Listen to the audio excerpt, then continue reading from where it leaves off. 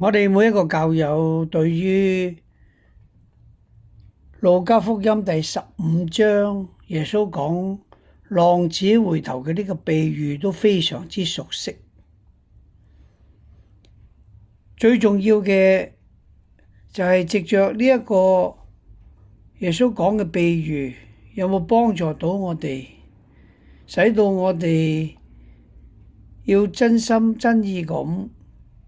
喺做錯嘢之後唔會揾藉口。因為幾時我哋揾藉口呢？我哋就唔能夠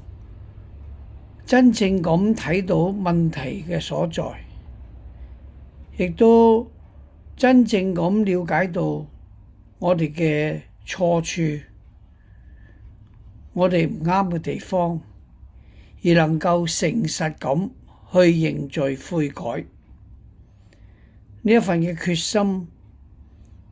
唔係因為我哋可以有能力，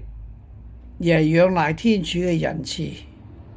我哋先至能夠踏上得救之道。就讓浪子回頭嘅比喻，特別幫助我哋喺四旬期裏邊